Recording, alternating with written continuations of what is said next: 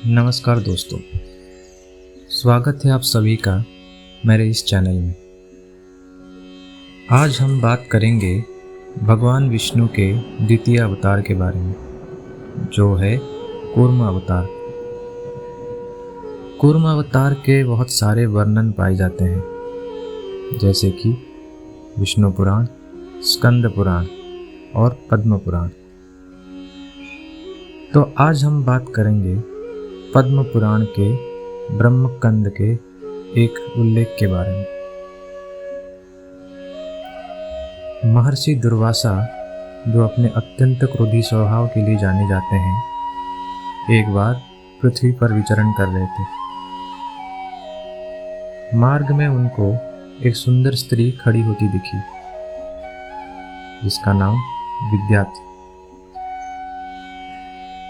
विद्या ने अपने हाथों में एक सुंदर पुष्पों की माला पकड़ी हुई थी। उसका सुगंध इतना दिव्य था कि पूरे वातावरण में उसकी महक गूंज रही थी। दिव्या ने जैसे ही महर्षि दुर्वासा को देखा, साष्टांग प्रणाम करते हुए वो पुष्पों की माला को महर्षि को अर्पित कर दिया।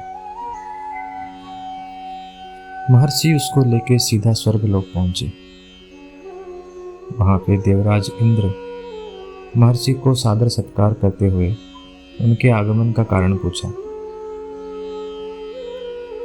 महर्षि ने बताया वे अभी भगवान शंकर के आराधना में घोर तपस्या में लीन होने वाले हैं, जिसके कारण हेतु वो बहुत लंबे समय तक स्वर्गलोक में आगमन नहीं कर पाएंगे,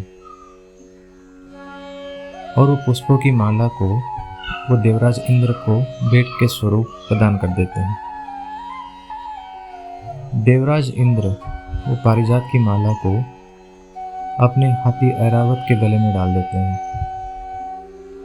ऐरावत फूलों की तीव्र सुगंध को सहन ना करते हुए उस माला को अपने गले से उतार देते हैं और उसको अपने पैरों में कुचलने लगते हैं।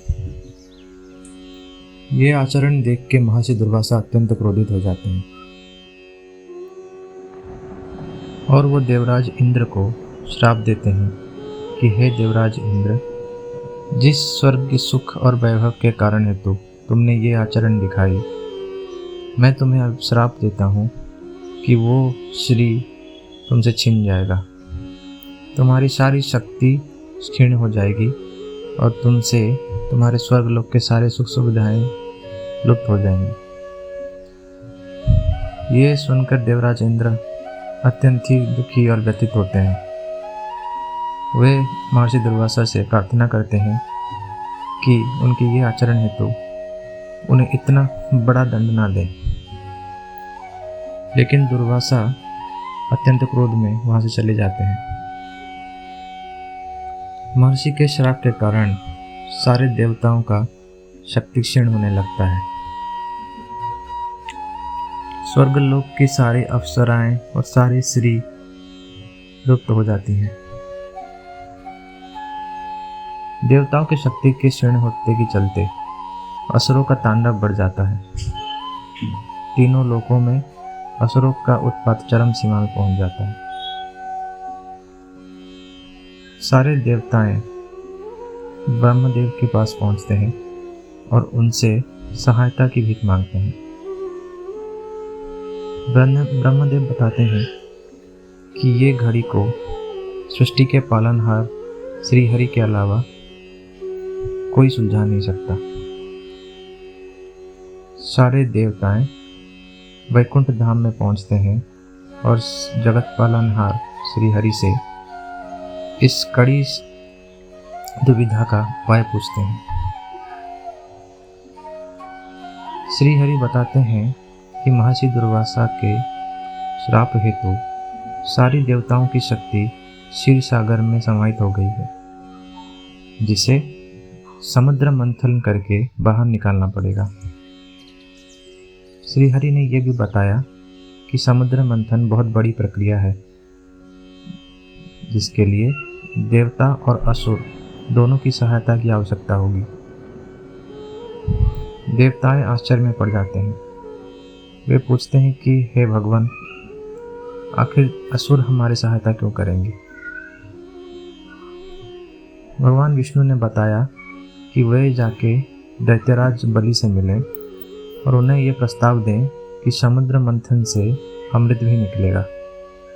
अगर वो अमृतत्व चाहते हैं तो उनको समुद्र मंथन में योगदान देना ही चाहिए। देवताओं को ये प्रस्ताव सही लगा और वे दैत्यराज बलि के पास जा पहुंचे और उन्हें समुद्र मंथन का प्रस्ताव दिया। बलि ने तुरंत प्रस्ताव स्वीकार कर लिया। समुद्र मंथन के लिए बहुत बड़ी पर्वत की आवश्यकता थी, तो देवताओं ने मंदराचल पर्वत को अपनी सहायता के लिए भिक्षा मांगी। मंदराचल पर्वत ये प्रस्ताव सुन के अपनी सहमति दी और बोले, अगर मुझे समुद्र मंथन के लिए चुना तो मुझे जकड़ कर घुमाने के लिए शेषनाग से ज़्यादा सामर्थ्य पूरे संसार में किसी के भी नहीं है। तो समुद्र मंथन की प्रक्रिया के लिए मंदराचल पर्वत और शेषनाग दोनों को ही चुना गया। जब समुद्र मंथन की प्रक्रिया शुरू हुई तो मंदराचल पर्वत समुद्र के अंदर धंसी चली जा रही थी। देवताएं विचलित हो उठे और ब्रह्मदेव को इस दुविधा की समाधान पूछने लगे। ब्रह्मदेव ने कहा, जिस पालनहार ने इस समस्या का समाधान निकाला वही इस समस्या के भी समाधान निकाल पाएंगे। सारे देवताओं ने भगवान विष्णु की आराधना की। तभी भगवान विष्णु ने लिया अपना कूर्म अवतार, एक विशाल कछुए का रूप, जो समुद्र के अंदर जाकर मंदराचल पर्वत को अपने कवच के ऊपर धारण करते हुए बैठे रहे। मंदराचल पर्वत स्थिर हो गया और समुद्र मंथन की प्रक्रिया सुचारू रूप से संपन्न हुई। समुद्र मंथन के इस महान प्रक्रिया के चलते हुए भगवान विष्णु ने संसार के कल्याण के लिए कूर्म अवतार धारण किया, जो उनके द्वितीय अवतार के रूप में माना जाता है। इसका वैज्ञानिक दृष्टिकोण से भी अगर देखें तो ये पता चलता है कि सारी संसार की उत्पत्ति जल से ही हुई थी। अगर ये कहानी आपको रुचिपूर्ण लगा तो मेरे इस चैनल को सब्सक्राइब कीजिए, शेयर कीजिए और लाइक कीजिए। धन्यवाद।